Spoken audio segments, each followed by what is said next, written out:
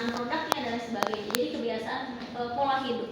Perilaku di sini contohnya adalah Pocari Sweat. Ya, orang kalau misalkan Pocari Sweat itu punya positioning sendiri. Kenapa? Karena orang yang biasanya pengen ion tertentu katanya gitu kan, pakai Pocari Sweat. Berbeda dengan minuman yang lainnya. Nah, itu segmentasi perilaku ya. Terus ada psikografis. Ini lebih kepada nilai, kepercayaan dan lain sebagainya. Nah, nanti silahkan kalian menentukan kira-kira segmentasi kita lebih ke yang mana, geografiskah, perilaku kayaknya tidak, misalkan nggak apa-apa, tidak semua produk itu dalam segmentasi ada di semua segmentasi ya. Terus nanti target. Nah, targeting di sini untuk tadi misalkan sudah menentukan ini kalangan usia berapa gitu ya, seperti itu nanti disampaikan di sini. Positioning, apa positioning?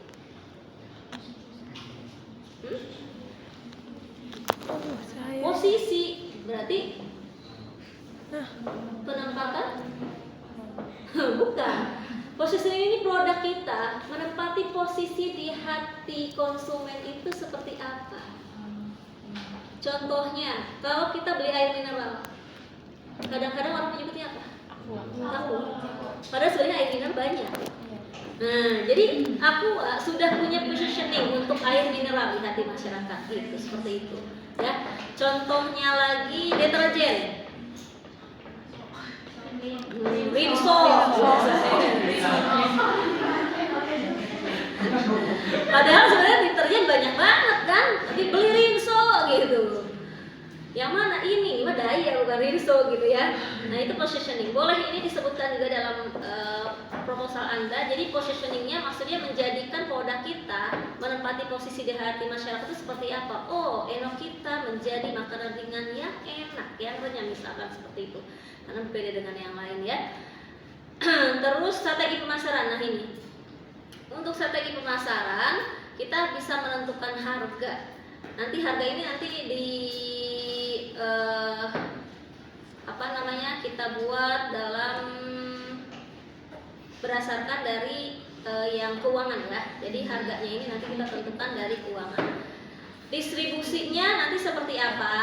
Maksudnya kalian produk ini distribusinya akan kayak gimana? Boleh ini bisa disampaikan. Dan promosi, strategi pemasarannya ya. Mau melalui apa? Media sosial kah? Atau mungkin mau melalui yang lain? Nah, boleh disampaikan. Ini contoh media sosialnya juga sudah ada. Nah, ini misalkan terkait dengan lokasinya ya. Selanjutnya analisis SWOT.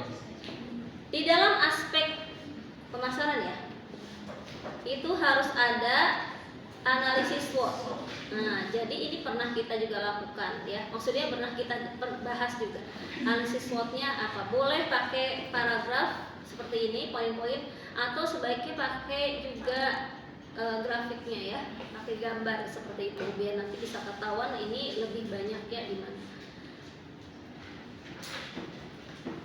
Nah, ini yang saya sampaikan tadi, aspek organisasi dan manajemen. Jadi kan dalam tim Anda ada beberapa orang, siapa yang menjadi manajernya, nah, atau ketuanya, siapa yang menjadi tim keuangannya, produksinya, pemasaran dan lain sebagainya. Oke. Nah, ini disampaikan nanti tanggung jawabnya seperti apa. Nah, ini juga bisa tadi yang saya sampaikan di dalam manajemen ini kalian menambahkan mitra ya. Kalau di sini nggak ada, silahkan nanti tambahkan mitra jika memang kalian bermitra dengan misalkan petani, UMKM lain dan sebagainya.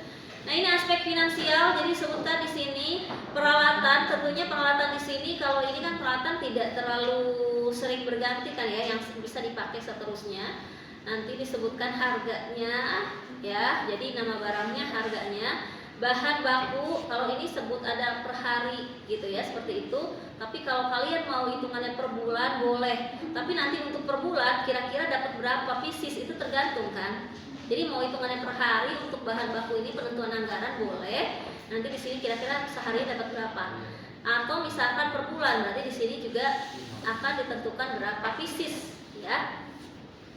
Maksudnya hasilnya yang dapat dihasilkan. Oke. Biaya operasional ini juga harus ada. Contohnya tadi label, kita ada label kan? Nah, berarti di sini label tersebut harus dihitung. Kemasan sudah ada di sini ya, di dalam bahan. Label, transportasi, bisa juga stand penjualan, kita bisa tuliskan di sini. Atau kita juga bisa menuliskan misalkan gas tadi ada nggak? Kalau nggak ada harus tambahkan. Oh nggak, oh tabung gas ada ya. Oke, karena itu kadang-kadang ketika kita penentuan anggaran gitu ya, hal-hal kecil itu nggak dihitung tuh. Gas, misalkan listrik, padahal itu kan masuk dalam yang kita butuhkan juga gitu, seperti itu ya. Jadi bisa ditambahkan. Oke, baik. Ini nanti saya skip dulu, saya kasih contoh yang lain ya. Oh, boleh deh.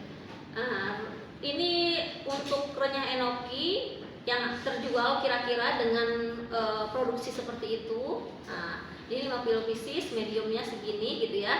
Nanti akan total penjualannya 16.500.000. Nah, ditambah dengan peralatan penunjang tadi, bahan baku dan lain sebagainya, maka bukan ditambah ya, dikurangi, maka keuntungannya adalah 7.355.000. Ini 9 juta adalah ini. Gitu. Jadi kita harus tentukan juga laba rugi.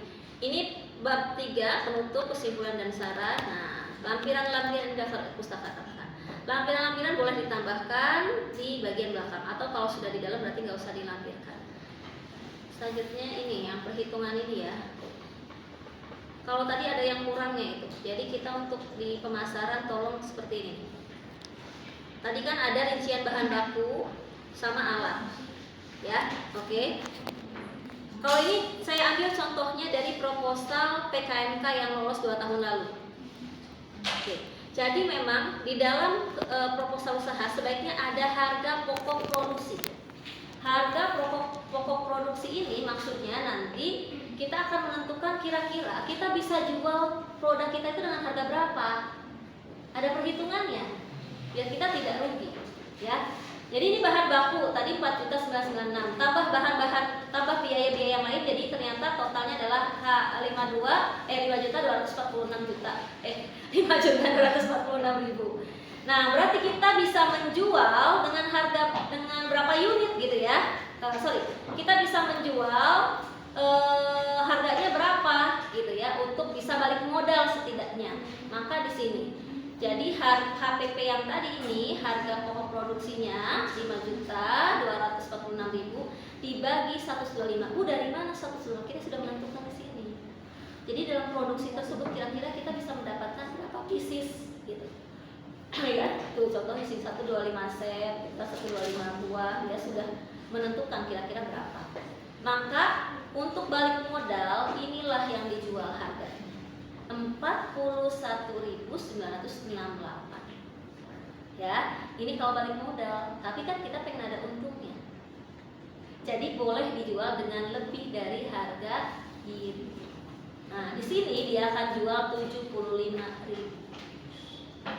Boleh, nanti silakan nanti. Bu, saya mau 50.000 aja. Boleh. Nanti berarti keuntungannya di sini berapa per paketnya, per unitnya. Gitu ya. Jadi di sini harga tadi jualnya yang akan dijual dikurangi harga dari yang sudah kita tentukan tadi untuk balik modalnya, maka untungnya berapa? Oke, sip. Baik, seperti itu. Untuk contoh proposalnya ada lagi contoh proposal yang